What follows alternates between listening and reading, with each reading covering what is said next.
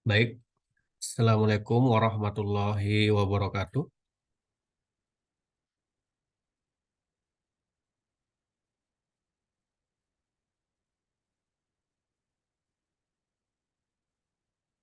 Waalaikumsalam warahmatullahi wabarakatuh. Baik, Pak. Baik, kita mulai acara webinar pada pagi hari ini. Bismillahirrahmanirrahim. Alhamdulillahirrabbilalamin. Wassalatu wassalamu ala asyrafil anbiya wal mursalin. Nabiyina wa habibina Muhammadin wa ala alihi wa sahbihi ajma'in. Wa man tabi'ahum bi ihsanin ila yaumiddin. Pertama-tama, izinkanlah saya menyapa Bapak, Ibu yang sudah sama-sama hadir pada pagi hari ini. Yang terhormat Bapak Profesor Cipto Hadi Sawarjuwono, Guru Besar di bidang akuntansi Universitas Airlangga Surabaya. Kemudian yang terhormat narasumber kita pada pagi hari ini yaitu Dr. Kausar Risa Salman, SEMSA, AK, dan Dr. Nanang Sonhaji SE MSI AK. Dan juga tak lupa kita ucapkan terima kasih bagi seluruh peserta yang sudah sama-sama hadir pada kesempatan yang berbahagia ini. Baik, senang sekali perkenalkan saya Heri Supriyanto yang akan memandu kegiatan webinar pada kesempatan pagi hari ini. Adapun topik pada sesi webinar kali ini yaitu pelatihan accounting dan auditing Organization for Islamic Financial Institution Syariah Standard nomor 9 Ijarah dan Ijarah Muntahiyah di Bitamlik. Adapun susunan acara pada webinar pada pagi hari ini adalah yang pertama pembukaan, yang kedua adalah sambutan mungkin dari Pak Profesor Cipto Hadi Sawarjuwono. Kemudian yang ketiga adalah penyampaian materi, kemudian yang dilanjutkan dengan sesi diskusi atau tanya jawab. Yang kelima adalah penutup. Baik, memasuki acara yang pertama yaitu pembukaan. Marilah kita buka acara webinar pada pagi hari ini dengan bacaan basmalah bersama-sama. Bismillahirrahmanirrahim. Baik, selanjutnya sebelum memulai acara ini mungkin dari Bapak Profesor Cipto Hadi Sawarjuwono berkenan untuk memberikan kata sambutan pada acara webinar kali ini. Assalamualaikum, Prof. Cipto. Waalaikumsalam, Ji, matur nuwun. Terima kasih, Prof. Monggo, Prof.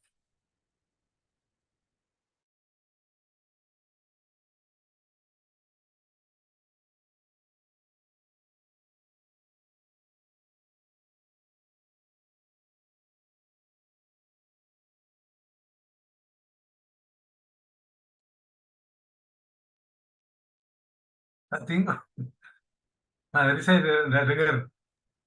Oh ya. Mohon maaf. Bagaimana kalau Pak Kausar saja yang mulai atau Oh, Pak Nanti saja, Ji. oke, siap, Prof. Terima kasih, Prof. Cipto.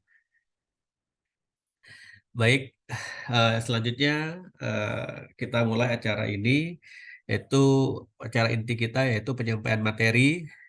Sebelum mulai penyampaian ini, izinkanlah saya menyapa kedua narasumber kita. Yang pertama adalah Bapak Dr. Kausar Risa Salman.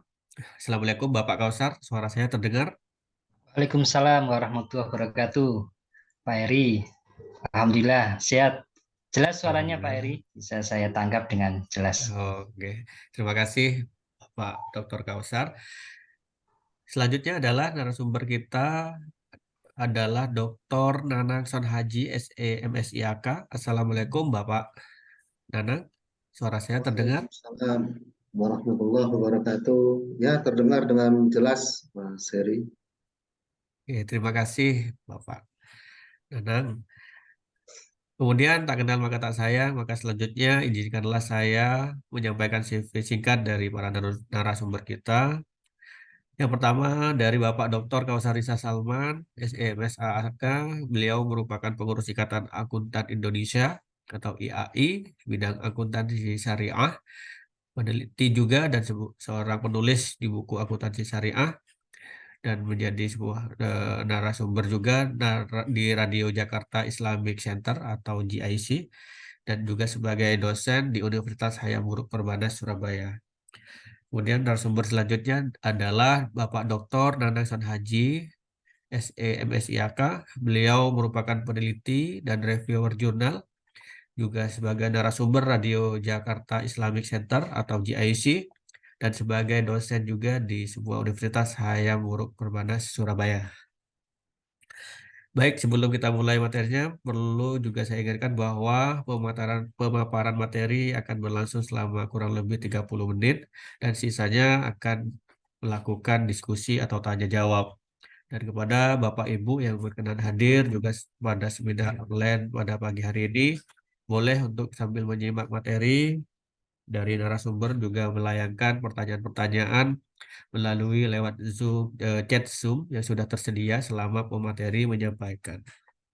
Terima kasih. Baik, tiba saatnya penyampaian materi ini akan disampaikan secara berurutan oleh Bapak Dr. Kausar Risa Salman, SE MSAK, dan selanjutnya langsung dilanjutkan oleh Bapak Dr. Nanang Son Haji, SE MSIAK.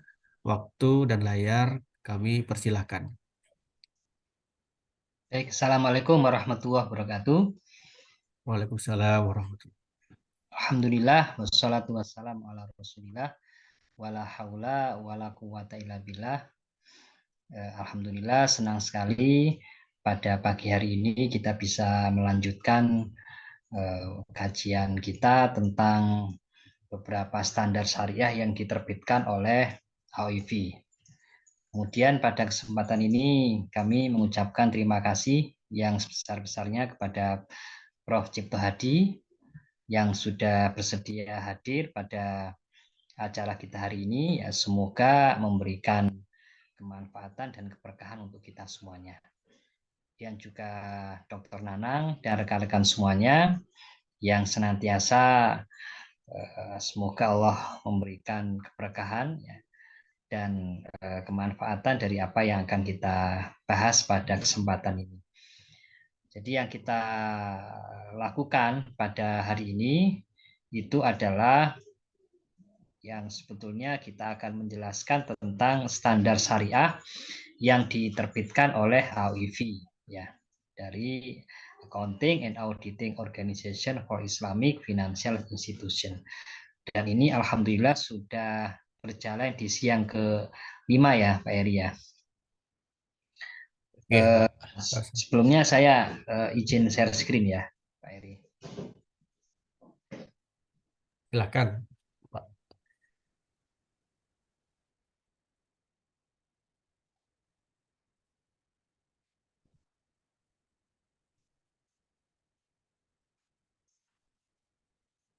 Sudah terlihat Pak Eri?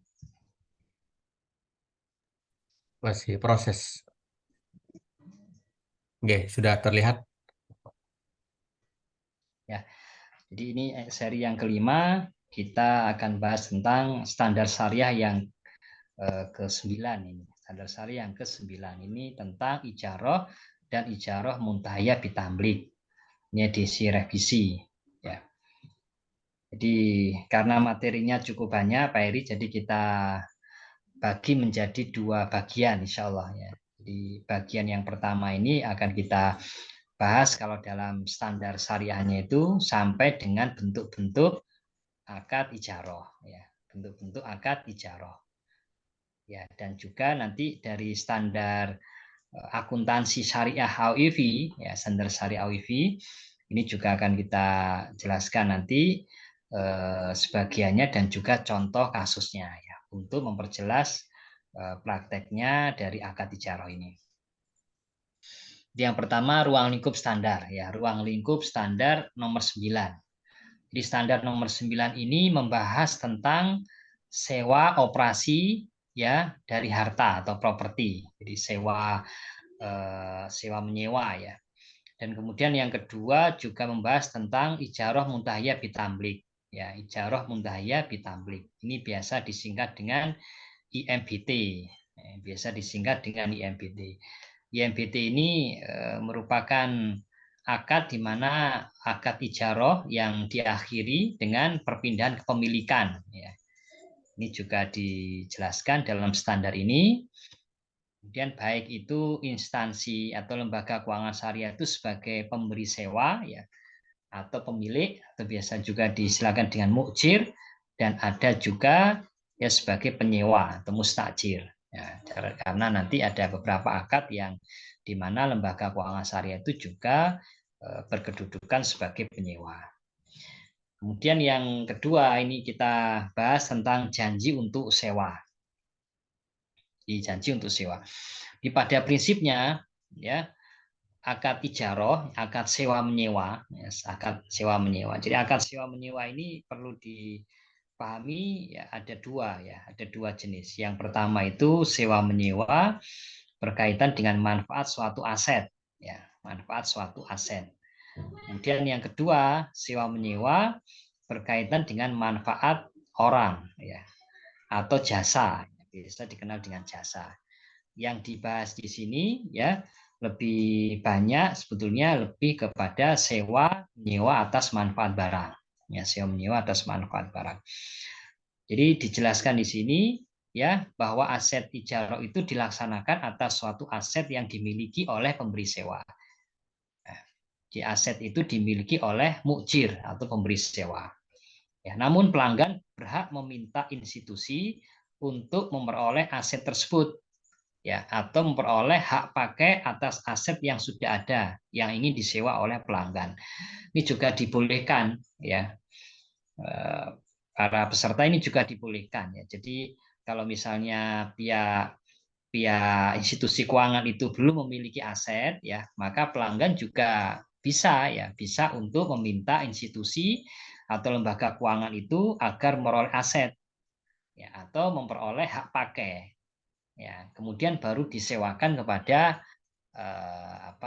anggota atau disewakan kepada nasabah.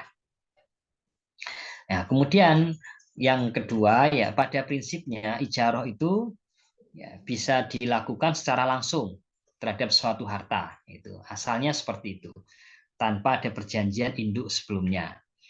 Namun dibolehkan untuk membuat akad induk yang mencakup sejumlah transaksi ijarah antara institusi dengan nasabah. Ini kalau dibuat akad induk dengan memuat syarat-syarat umum, jadi syarat-syarat dan kesepakatan umum antara kedua belah pihak.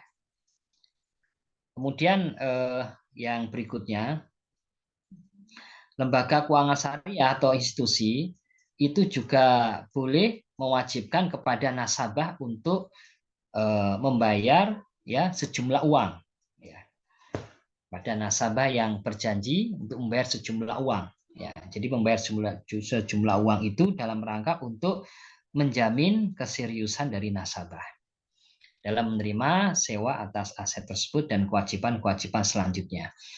Tetapi dengan ketentuan, ya, apa ketentuannya? Ketentuannya adalah tidak ada pengurangan jumlah dari hal tersebut, ya, tidak ada pengurangan dari jumlah uang yang dibayar, kecuali ya sebanding dengan kerugian yang diderita oleh lembaga keuangan syariah. Ya, jadi prinsipnya dibolehkan Pak Heri, ya. Jadi lembaga keuangan syariah itu boleh untuk meminta nasabah membayarkan sejumlah uang dalam rangka untuk menjamin keseriusan. Serius nggak nasabah itu? Nah, itu biasanya diistilahkan dengan hamis jiddiyah. Hamis jiddiyah, bukti komitmen, ya, bukti komitmen, ya. Ini juga ada ini dalam standar akuntansi keuangan syariah yang diterbitkan oleh DSAS.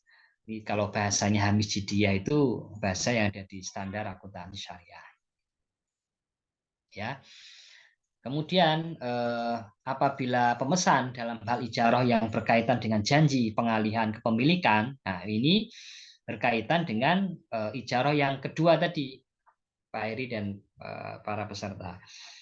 Jadi berkaitan dengan ijarah muntahiyah bitamlik. Ya, ada janji untuk mengalihkan kepemilikan kan gitu. Ada sewa yang operasi biasa, gitu kan. Ada sewa menyewa biasa. Ada sewa menyewa yang diakhiri dengan perpindahan kepemilikan. Nah, ini kalau misalnya nasabah itu sebagai pemesan itu mengingkari janji untuk misalnya dalam konteks pengalihan kepemilikan itu, maka pemberi janji itu adalah nasabah ya, pemberi janji itu nasabah dikenakan denda. Ya, ini dikenakan denda sebesar ya selisih antara harga perolehan yang dari barang yang hendak disewakan dengan nilai sewa atas barang yang disewakan. Jadi harga perolehannya dengan nilai sewanya. Jadi selisihnya itu adalah dendanya. Ya, sewa yang disewakan atau barang yang disewakan kepada pihak lain atau pihak ketiga. Ya. Nah, selisihnya itu dikenakan kepada pemberi janji. Ya. Atau kalau dalam konteks ijarah biasa, atau biasanya ijarah biasa itu dikenal dengan ijarah tanpa kepemilikan itu. Ya. Ijarah tanpa perpindahan kepemilikan ya, sewa menyewa biasa biasanya itu dikenal operating lease ya, operating lease. Atau dalam hal ijarah biasa, ijarah biasa pemberi janji itu ingkar janji ya untuk menyewa ya, misalnya ingkar janji untuk menyewa, maka dikenakan selisih antara harga perolehan dengan jumlah harga jual apabila dijual kepada pihak ketiga oleh institusi. Ya, jika tidak dijual, maka penerima janji tidak berhak untuk menerima kompensasi apapun. Jadi ini berkaitan dengan mengingkar janji, dan ini teman-teman sekalian itu berkaitan dengan ijarah muntahiyah bitamlik, ijarah yang diakhiri dengan kepemilikan atau biasa juga diistilahkan dengan ijarah sumal bai, ya, ijarah yang dilanjutkan dengan jual beli atau ijarah wal i'tina.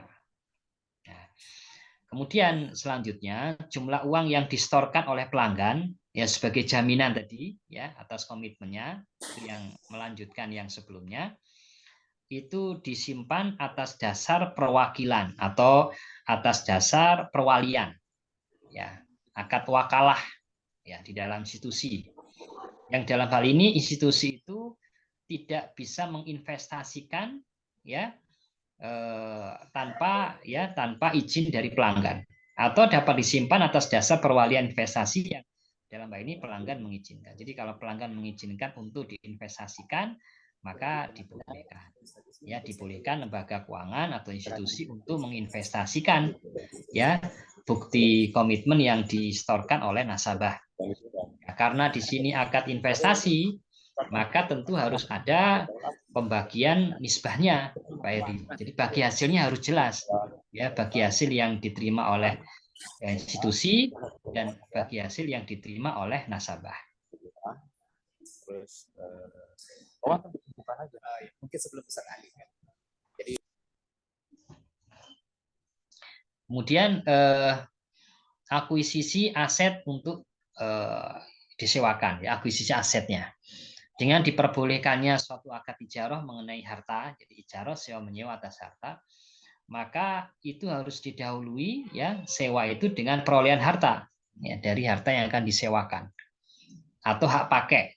Jadi institusi keuangan entah itu bank syariah ya atau koperasi syariah itu bisa melakukan perolehan harta ya, bisa melakukan perolehan harta atau bisa melakukan ya perolehan hak pakai atau manfaat ya.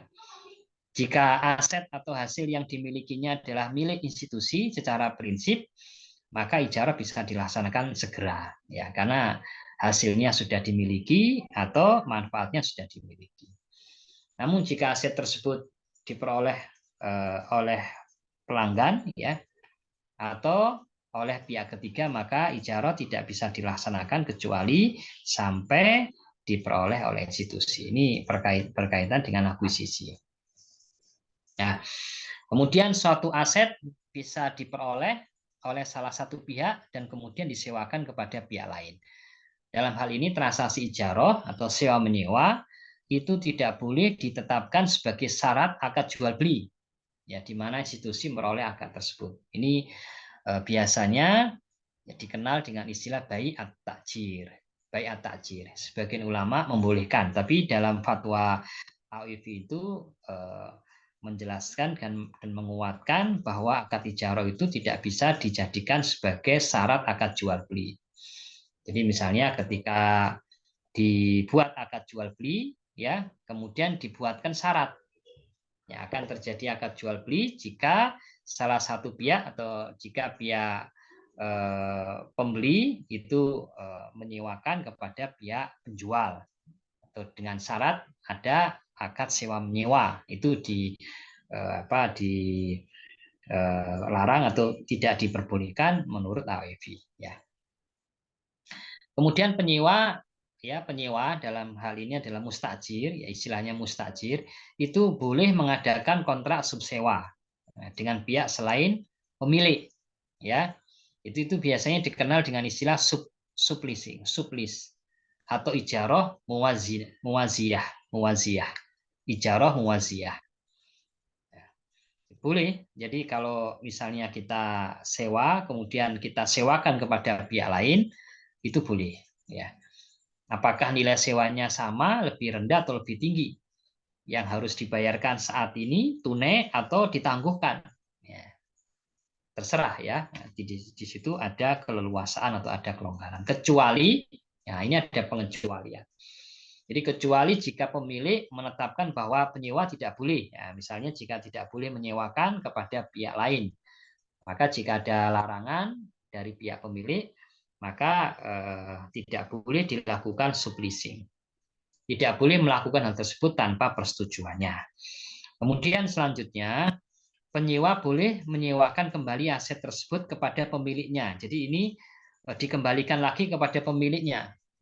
Ya, dikembalikan lagi kepada pemiliknya. Jadi misalnya kasus ketika penyewa itu durasi sewanya 2 tahun, ya dia baru 1 tahun kemudian harus pindah ke lokasi yang lain, maka boleh untuk disewakan kepada pemiliknya, ya. Baik itu dengan harga yang lebih rendah sama atau lebih tinggi, ya. Tapi di sini ada penjelasannya, ya. Kalau masa sewa pertama, ya, pada masa sewa pertama dengan harga sewa yang lebih rendah sama atau lebih tinggi dari yang dibayarkannya, jika kedua sewa tersebut dibayar tunai. Silakan, ya, kalau dibayar tunai sama-sama tunainya maka tidak masalah. Ya, bisa dengan harga sewa yang sama atau lebih tinggi, ya, atau lebih rendah. Ya, yang penting dua-duanya tunai. Nah, kemudian ada larangan di sini kalau untuk menyewakan aset kepada pemiliknya kembali, ya, agar tidak timbul satu akad yang dilarang yang dinamakan dengan akad inah atau bai al-inah. Bai al-inah. Seperti apa bai al-inah itu? Akad yang dilarang. Jadi kalau sewa pertama itu misalnya contohnya adalah 100 dinar yang dibayar secara tunai. Ya, pihak penyewa sudah membayar tunai 100 dinar. Kemudian penyewa itu menyewakannya kembali kepada pemberi sewa, ya, kepada pemilik. Tapi disewakan dengan harga 110, tapi ditangguhkan. Dia bayarnya tunai, kemudian dia sewakan kembali kepada pemberi sewa atau kepada pemilik semula itu dengan ditangguhkan atau dicicil atau diangsur itu 110. Maka itu dilarang karena itu adalah bai al-inah. Atau yang lain, variasi yang lain itu jika sewa pertama itu 110 dinar tapi dibayar ditangguhkan. Jadi penyewa itu membayarnya 110 tapi ditangguhkan atau diangsur. Sedangkan harga sewa kedua itu tunai 100 dinar. Nah, atau jika kedua sewa itu sama-sama jumlahnya, ya sama-sama jumlahnya, misalnya sama 100 dinar atau 110 dinar.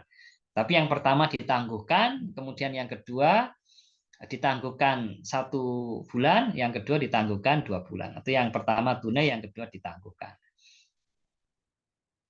Itu bai al-inah.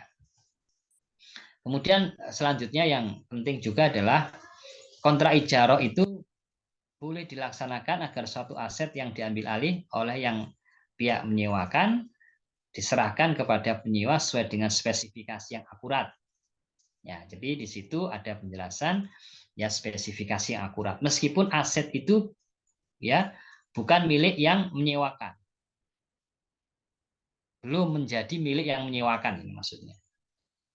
Dalam hal ini kesepakatan dicapai untuk membuat aset yang dijelaskan tersedia selama jangka waktu kontrak, memberikan kesempatan kepada pihak yang menyewakan untuk memperoleh atau memproduksinya. Ini yang saya put yang di bawah itu biasa dikenal dengan istilah ijarah mausufah fi zimmah. Ijarah mausufah fi zimmah. Jadi ijarah dari satu aset yang belum ada asetnya, tapi aset itu sudah dijelaskan dengan kriterianya. Ya, saya sudah dijelaskan dengan kriterianya. Ya, tapi aset itu masih belum menjadi milik dari pihak pemberi sewa nanti atau dari pihak pembeli. Sewa ini tidak mewajibkan bahwa sewa harus dibayar di muka, ya tidak wajib dengan menggunakan akad salam. Ya, pernah kita bahas dulu akad salam, di mana akad salam itu uang harus dibayarkan atau distorkan seluruhnya 100% di awal. Kalau ini tidak harus. Meskipun ijarah mausufah fi zimmah itu tidak harus dengan pembayaran di awal 100%. Tapi kalau di awal 100% ya dibolehkan. Itu contohnya kalau dalam akad ijarah mausufah fi zimmah itu teman-teman sekalian, contohnya adalah biasanya kita pembayaran e-tol. Ya, kita sudah bayar tapi jasanya baru kita susulkan. Baru kita akan terima manfaatnya kalau kita sudah misalnya kita sudah masuk ke jalan tol, ya kita baru akan membayar, kita baru akan menerima manfaat dari jasa tolnya itu. Ya. Apabila penyewa menerima suatu barang yang tidak sesuai dengan spesifikasinya, maka penyewa berhak untuk menolaknya dan menuntut barang yang sesuai dengan spesifikasinya. Nah, itu ijarah mausufah fi zimmah. Ini hampir mirip dengan salam, ya. Tapi kalau salam itu barang. Kalau ijarah ini lebih nanti bukan jual beli barangnya, tapi barang itu bisa dimanfaatkan hak pakainya.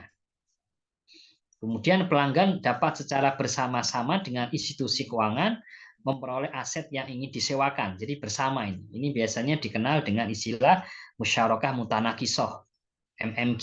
Ini juga diterapkan oleh lembaga keuangan.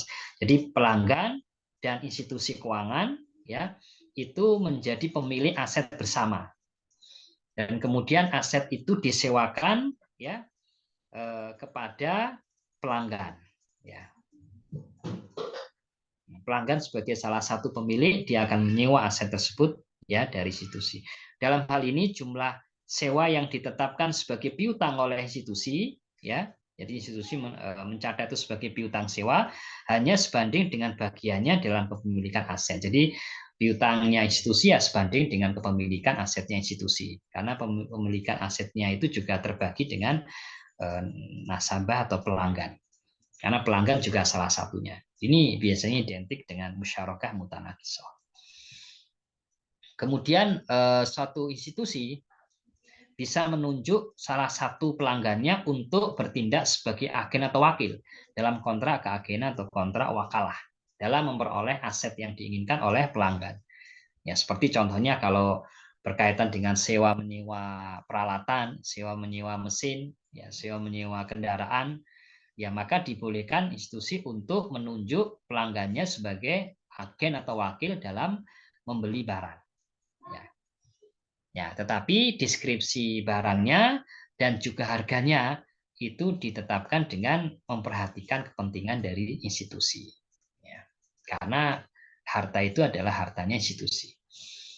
Selanjutnya, institusi menyewakan aset tersebut kepada pelanggan. Jadi setelah akad jual beli dengan menggunakan wakalah tadi, kemudian aset institusi itu ya menerima asetnya, memiliki asetnya, kemudian disewakan kepada pelanggan setelah memperoleh kepemilikan aset, baik kepemilikan aktual maupun konstruktif, baik secara fisik Aktual itu maksudnya secara fisik maupun secara konstruktif ya dalam berkaitan dengan itu kepemilikan secara formalnya ya, surat menyuratnya. Jadi meskipun jenis keagenan itu untuk pembelian aset dibolehkan, nah ini ada penjelasan yang penting ya dari AUIV itu ya, agar sedapat mungkin agen itu adalah orang lain selain pelanggan. Ya, jadi kalau ada agen yang lain yang ditunjuk atau salah satu karyawan dari institusi yang melakukan pembelian, yaitu akan lebih bagus. Ini akad tambahannya biasanya dikenal dengan akad wakalah. Kemudian yang terakhir ini Pak Heri, nanti dilanjutkan Dr. Nanang untuk latihan soal atau kasusnya. Ini penandatanganan kontrak ijarah dan bentuk-bentuknya. Ya, jadi kontrak sewa itu mengikat. Kontrak sewa itu mengikat Pak Heri. Jadi tidak boleh diakhiri atau diubah oleh salah satu pihak tanpa persetujuan pihak lain. Jadi harus mengikat dua pihak. Ya. Namun akad ijarah dapat diakhiri nanti sesuai dengan butir, nanti ada pengakhirannya, itu akan kita bahas nanti. Jadi durasi kontrak sewa harus jelas. 1 hari, 1 bulan, 1 tahun itu harus jelas. Jangka waktunya harus dimulai pada tanggal pelaksanaan akad. Ya, tanggal pelaksanaan akad ya pada saat misalnya kalau tanggal penyerahan ya rumah itu yang untuk disewakan ya pada saat itu. Ya, pada saat itu sudah dimulai akad, tanggal pelaksanaan akad. Kecuali kedua pihak menyepakati tanggal tertentu di masa depan. Ya. Sehingga menghasilkan ijarah di masa depan, itu akad ijarah yang akan dilaksanakan pada tanggal yang akan datang. Itu boleh-boleh saja ya. Kemudian tanda tangan kontrak dan konsekuensinya. Jika mukjir, ini pemilik, gagal menyerahkan aset kepada mustajir, kepada penyewa pada tanggal yang ditentukan dalam kontrak, ya, maka tidak ada sewa yang harus dibayar, ya, dalam jangka waktu antara tanggal yang ditentukan dengan tanggal penyerahan. Itu kalau misalkan yang tadi contoh yang 412 ini yang untuk ijarah yang akan datang, ternyata tidak menyerahkan sesuai dengan tanggal yang ditentukan, maka di situ tidak ada unsur biaya sewa yang harus dibayar. Ini kan menunjukkan masing-masing pihak itu harus ditunaikan haknya. Ya. Karena pihak penyewa tidak bisa untuk menggunakan asetnya itu. Maka tidak ada biaya sewa yang harus dibayar untuk jangka waktu antara tanggal yang ditentukan dengan tanggal penyerahan. Nah, jadi tanggal penyerahan sebetulnya yang menjadi tanggal akadnya nanti. Kemudian urbun, ini istilah urbun. Uang muka ini, ya, uang muka.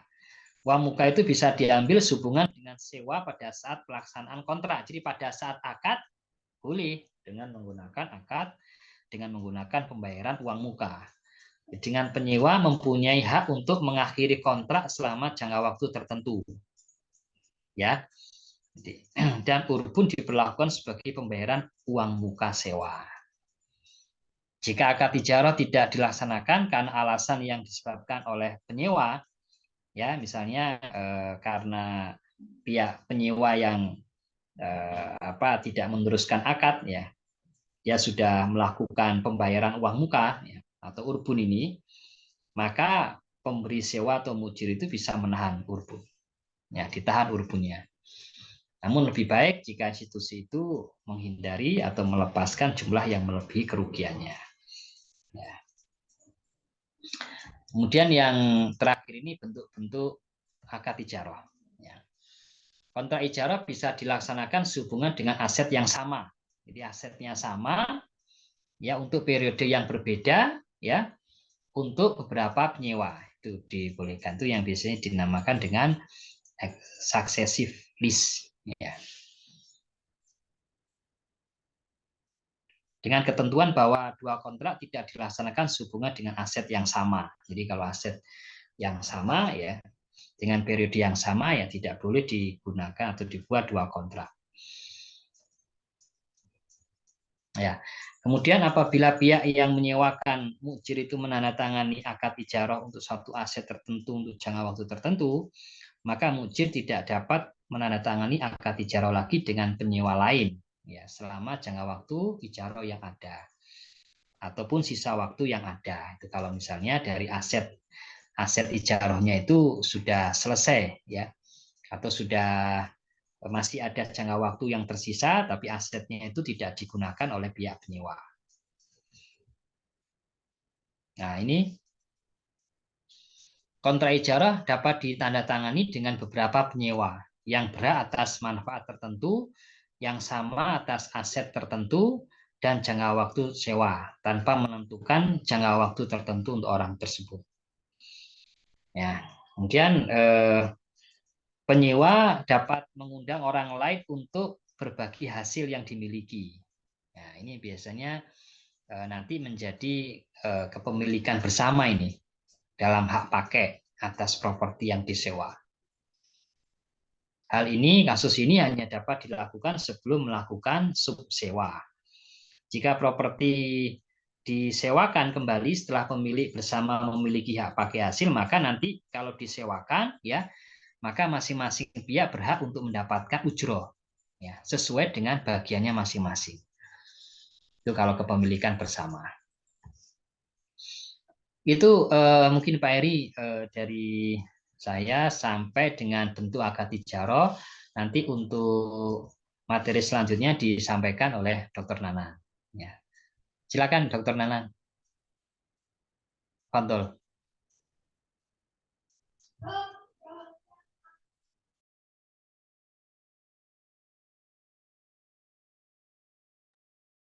Baik, terima kasih.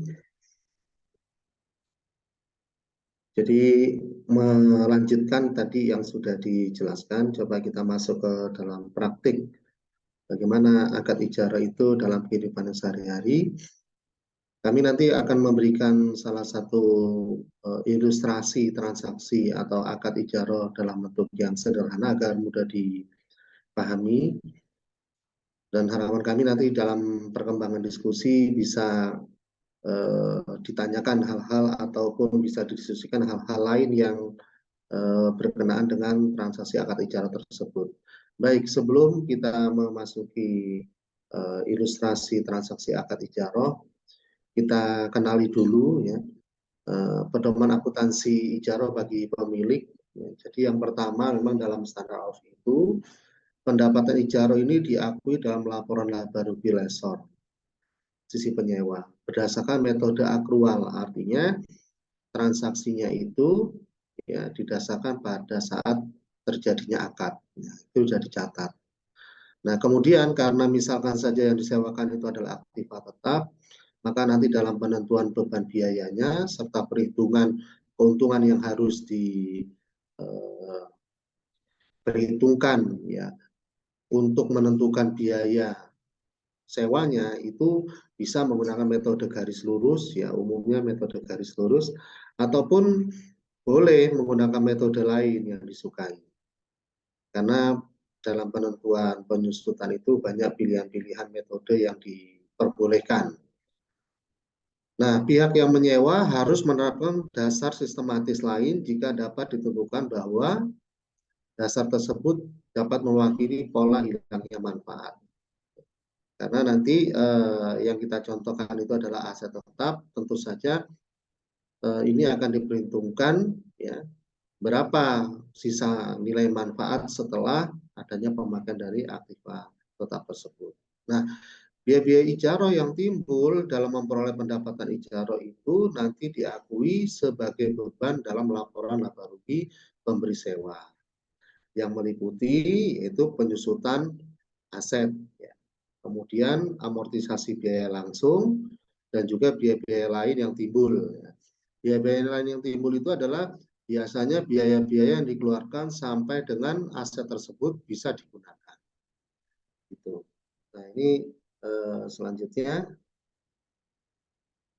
di slide selanjutnya kita contohkan ilustrasinya ini ya. Misalkan saja di tanggal 20 Juni Bank Syariah Maju ya, membeli kendaraan truk nilainya itu adalah 360 juta.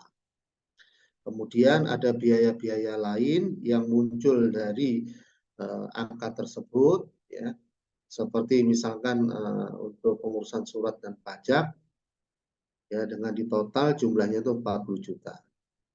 Sehingga dari sini kita bisa lihat bahwa aset tetap dalam bentuk kendaraan truk ini ya, terakumulasi sebesar 400 juta sampai dengan siap untuk digunakan. Nah, kemudian pada tanggal 1 Juli ya, di bulan berikutnya BPR Syariah Maju ini melakukan transaksi ijarah dengan Pak Ahmad. Objek ijarahnya adalah kendaraan truk yang diperoleh sebelumnya dengan nilai sisanya 0 dan kebijakan menyusutannya itu disusutkan selama 8 tahun. Ya. Sedangkan masa sewanya itu adalah 5 tahun dengan tingkat pengembalian hasilnya sebesar 20% per tahun. Kemudian disepakati juga bahwa ada biaya admin yang nanti akan ditanggung sebesar 0,5% pada saat akad. Jadi dalam konsep syariah, semua akad itu apabila muncul biaya atau beban yang membawa konsekuensi ditanggung oleh si penyewa harus dibicarakan di awal. Jadi sekali lagi harus dibicarakan di awal, diinformasikan di awal, dan harus disepakati. Jadi tidak boleh kemudian setelah akad maka muncul biaya-biaya tambahan ya yang kemudian itu menjadi beban si penyewa. Nah, kemudian ya asumsinya bahwa pembayaran sewa itu dilakukan setiap tanggal 15. Dan perwakilan dari Bank Syariah serta Pak Ahmad sepakat bahwa sewa ya dibayar dimulai pada tanggal 15 Juli. Diasumsikan Pak Ahmad ini adalah nasabah yang lancar ya. Jadi pembayarannya lancar. Nah, lalu bagaimana kita dalam akad ijarah ini menentukan harga sewanya yang akan kita bebankan kepada penyewa. Jadi kita yang pertama adalah harus mengetahui dulu berapa sebenarnya harga dari objek akad. Dalam hal ini ada truk gitu ya. Tadi kita lihat harga belinya itu adalah 360 ya, ditambah dengan biaya-biaya lain yang muncul sampai dengan truk itu bisa digunakan dioperasionalkan oleh si penyewa untuk menghasilkan pendapatan sebesar 40 juta sehingga nilainya totalnya adalah 400 juta. Nah, kemudian ya karena ini manfaatnya disusun selama 8 tahun, maka 400 juta ini kita bagi dengan 8 tahun. Sehingga penyusutan per tahunnya adalah 50 juta atau per bulannya kurang lebih sekitar 4 juta sekian gitu ya. Nah, bagaimana kita cara menghitung keuntungan yang nantinya akan kita akumulasikan dengan biaya tadi untuk menentukan harga sewa. Ya. Jadi keuntungannya bisa kita lihat di sini ya, disepakati adalah 20% per tahun. 20% per tahun ini kita kalikan dengan biayanya sebesar 50 juta. Berarti 10 juta. Oleh sebab itu kemudian kita bisa menentukan harga sewanya adalah return yang diharapkan 10 juta ditambah dengan biaya yang sudah dikeluarkan per tahunnya 50 juta. Sehingga totalnya adalah 60 juta. Oleh karena itu ya dalam hal ini BPR Syariah Maju menyampaikan informasi kepada Pak Ahmad bahwa harga sewa per tahunnya adalah 60 juta atau 5 juta per bulannya. Seperti itu. Nah, kemudian kalau kita lihat dari pola perlakuan akuntansinya, pencatatan akuntansinya, maka ada jurnal yang nanti bisa dicatat sebagai kelengkapan pembukuan. Ya, pada saat aset atau truk tersebut diperoleh dengan akad ijarah, maka kita bisa mencatatnya adalah aset ijarah dalam hal ini adalah truk sebesar 400 juta pada kas. Itu kalau kemudian itu transaksi secara tunai. Kemudian pengakuan pendapatan, ya, pengakuan pendapatan administrasi. Biaya administrasinya adalah tadi yang dikeluarkan 25 juta, berarti kas pada pendapatan administrasi. Sedangkan pengakuan beban penyusutan selama 8 tahun ya, rata ini yaitu 50 juta. Sedangkan pengakuan pendapatan ijarahnya itu dari pendapatan sewa per bulan Kalau tadi per tahunnya 60 juta, maka per bulannya adalah 5 juta. Pelakuannya yaitu kas pada pendapatan ijarah. Ini yang nanti dicatat oleh si penyewa. Dari akad ijarah berupa truk yang disewakan kepada Pak Ahmad. Demikian mungkin ini ilustrasi sederhana. Mudah-mudahan bisa memberikan gambaran bagaimana implementasi akad ijarah itu dalam kehidupan sehari-hari. Terima kasih, saya kembalikan ke Pak Heri. Betul.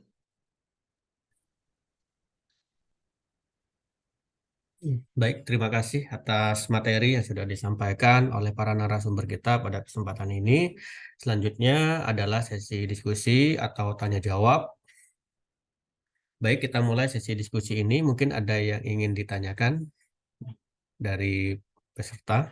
Dipersilahkan.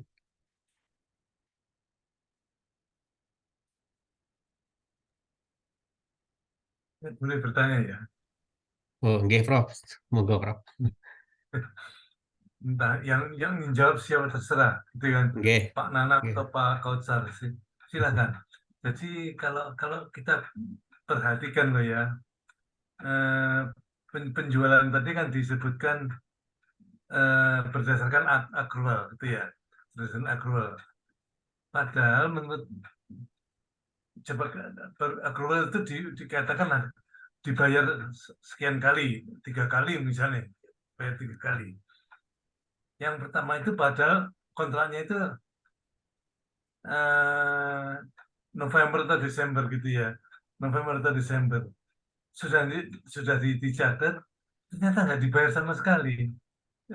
Berikutnya tahun-tahun berikutnya nggak dibayar gitu kan. Caranya mengakuinya bagaimana? Ini berkaitan dengan piutang gitu ya. Terima kasih. Baik, terima kasih Prof pertanyaannya. Monggo mungkin dari Pak Kautsar atau Pak Nanang.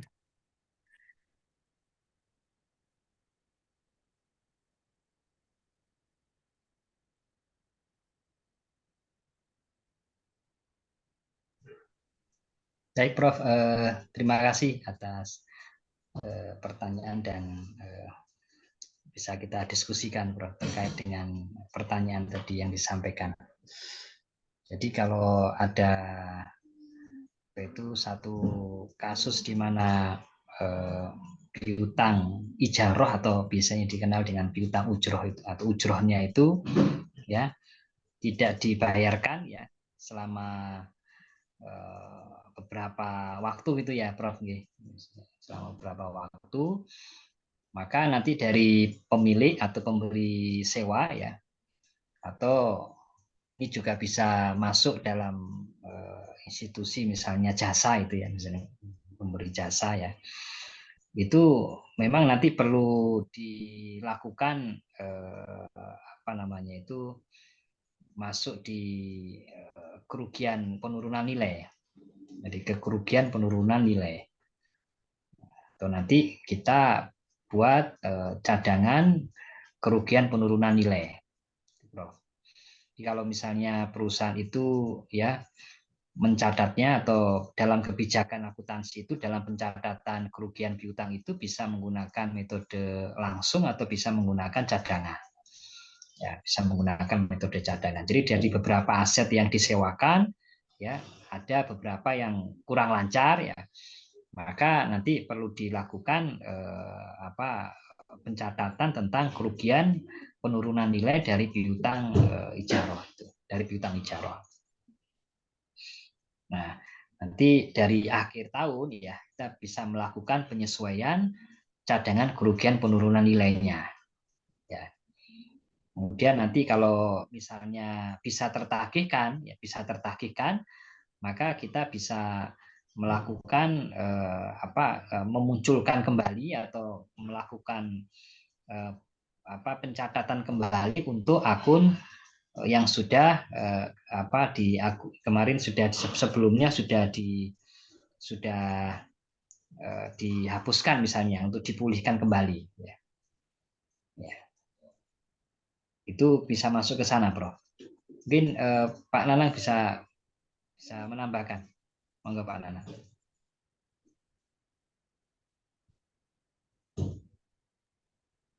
Ya, terima kasih.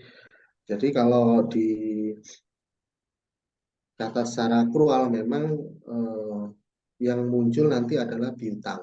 Yang dikhawatirkan ketika piutang itu kurang lancar gitu ya, kurang lancar itu memang kalau di bank, di konsep bank itu ada yang namanya cadangan kerugian penurunan nilai. Yang itu kalau dibiarkan terus gitu ya, tidak tertagih, maka nanti akan mempengaruhi yang namanya kalau di bank syariah itu adalah non-performing finance. Kalau di konvensional itu dikenal istilahnya adalah NPL. Nah, namun demikian memang tadi apa yang disampaikan oleh Prof. J, ya, ini dalam praktiknya bank syariah itu untuk menjalankan akad ijarah ini tentu ya account officer-nya atau dalam hal ini pihak bank harus melakukan analisa yang lebih hati-hati terhadap profil dari si penyewa.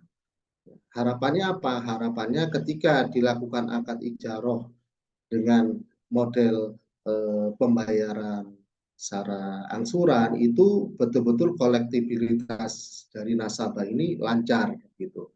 Nah, tadi apa yang disampaikan oleh Prof. memang bisa jadi kemungkinan dalam perkembangan selanjutnya karena memang situasi ketidakpastian lingkungan ya objek akad ijarahnya ini dalam perkembangannya menjadi tidak lancar. Katakan saja akad sewanya itu 5 tahun, di tahun ketiga, tahun keempat itu menjadi tidak lancar. Nah, ini yang kemudian yang dikhawatirkan. Nah, ketika itu terjadi, maka bank harus melakukan penyesuaian terhadap cadangan kerugian penurunan nilai. Tapi memang di awal harus menjadi tanggung jawab bank untuk menilai bahwa si nasabah, ya, si penyewa itu betul-betul adalah lancar gitu ya. Dilihat dari 5C kalau di bank itu. Ada yang mengatakan 7C itu yang capacity, collateral, gitu ya. Termasuk itu adalah penilaian yang harus dilakukan oleh bank terhadap kelayakan nasabah. Itu mungkin yang bisa saya tambahkan.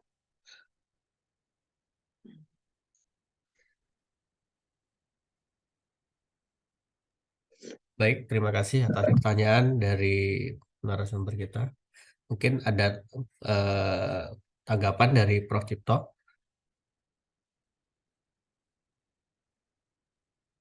Betul, Pak Heri. Jadi Oh, nggih. kalau itu yang dijawab ya kira-kira. Oh, nggih. Oke, terima kasih Prof. Cipto atas pertanyaannya. Baik, selanjutnya mungkin ada yang ingin ditanyakan lagi atau ada yang mau didiskusikan lagi terkait pemaparan materi tadi.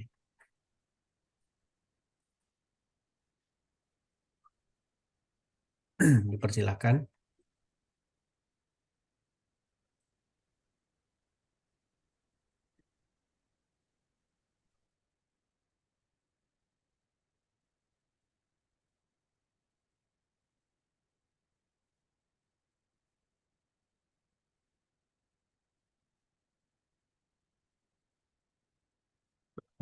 Gimana para peserta? Apa ini ada yang perlu ditanyakan?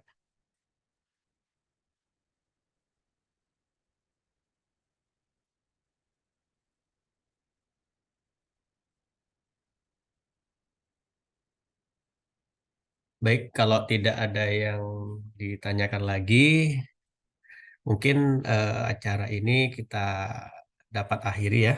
Baik, Bapak Ibu yang berbahagia, sebelum acara ini ditutup, marilah kita tutup acara pada pagi hari ini dengan bacaan hamdalah bersama-sama. Alhamdulillahirabbil alamin. Demikian rangkaian acara webinar pada pagi hari ini. Semoga kegiatan ini membawa kebaikan bagi kita semuanya.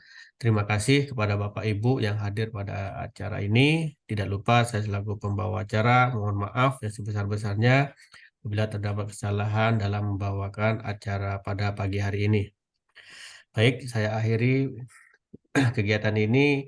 Wabillahi wal taufiq wal hidayah. Assalamualaikum warahmatullahi wabarakatuh. Waalaikumsalam warahmatullahi wabarakatuh. Terima kasih Prof. Cip, matur nuwun Nuwun sangat. Prof. Cip. Sehat selalu bersama keluarga Prof. Cip. Sama-sama.